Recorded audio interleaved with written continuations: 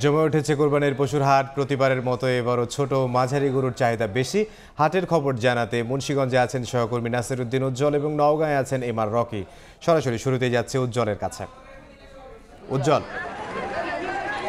ঈদ যতই ঘনিয়ে আসছে ততই কিন্তু কোরবানি হাটে ক্রেতা বিক্রেতার পদচারণা বাড়ছে।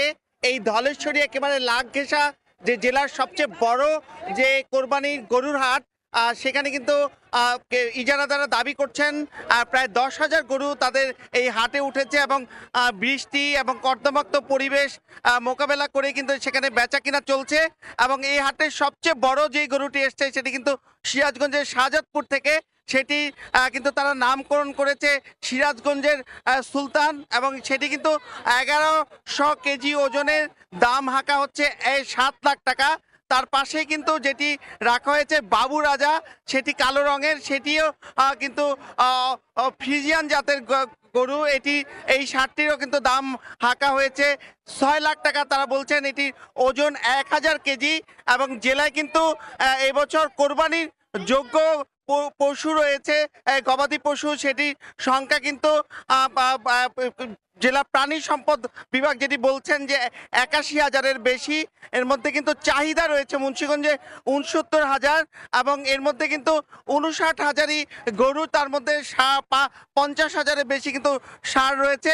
এবং এখানে যেসব বৈচিত্র্যপূর্ণ গরু এসছে সেগুলো জেলার বাইরেও অনেক গরু রয়েছে।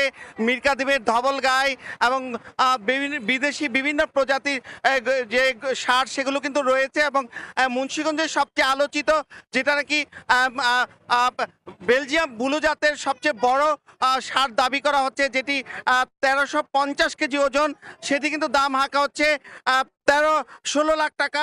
দাম উঠছে 16 লাখ টাকা পর্যন্ত দাম উঠেছে।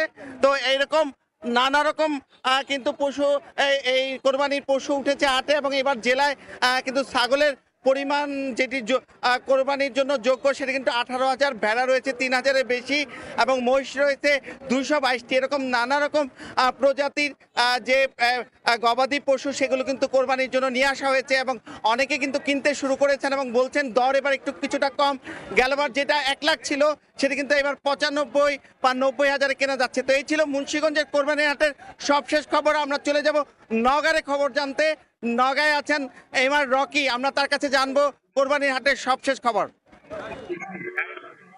দিনক্ষণ হিসেব করলে রয়েছে 3 দিন, অর্থাৎ একেবারে কিন্তু শেষ সময়। আর এই শেষ সময়ের আশপাশের যেসব খামারি ছিল তাদের লালন পালন করা পশু কিন্তু এই মুহূর্তে হাটে তুলেছেন এবং সর্বোচ্চ পরিমাণে বলবো। এই কারণে এই হাটটি একেবারে শেষ হাট বলা হচ্ছে এই অঞ্চলের জন্য। এবং নওগাঁর সুতি হাট উল্লেখযোগ্য একটি বড় পশুর হাট। এই হাটে আজকে যে পরিমাণ পশুর সমাগম হয়েছে বিগত সমস্ত হাটকে কিন্তু রেকর্ড বলা চলে, কারণ সর্বোচ্চ পরিমাণ সকাল থেকেই প্রতিটা পশু আশপাশে লালন করেছিলেন যারা, তারা হাটে তুলেছেন। এবং আমরা ব্যাপারীর উপস্থিতি যদি বলি, এখানে সকাল থেকেই দেশের বিভিন্ন জায়গা থেকে কিন্তু ব্যাপারীর একটা সরব উপস্থিতিও দেখেছি। এবং এখানে কেনা বেচাটা আজকের এখানে যারা খামারি তারা বলছেন যে বিগত দিনগুলোর চেয়ে কেনা বেচার হার অনেকটাই বেড়েছে। এবং এই জেলায় আসলে এবার পশুর সার্বিক লালন পালনের হারই কিন্তু অনেক বেশি। এবং জেলা প্রাণী সম্পদ বলছে যে জেলায় এবার 7,80,000 বা 90,000 পশু কিন্তু পরিসংখ্যানগত দিক থেকে লালন পালন করা হয়েছে, কুরবানির জন্য প্রস্তুত করা হয়েছিল। এবং এই পশুগুলো কিন্তু বিভিন্ন হাটে কেনা বেচার জন্য তোলা হয়েছে সপ্তাহ জুড়ে।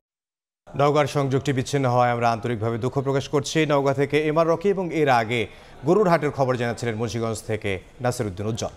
প্রতিটি ঈদে স্পেশাল হারপিক 750 ml বোতল থেকে 1 টাকা ব্যয় করা হবে পরিচ্ছন্নতা কর্মী ও সুবিধাবঞ্চিত শিশুদের জন্য। ঈদের খুশি ছড়িয়ে যায় হারপিকের সাথে।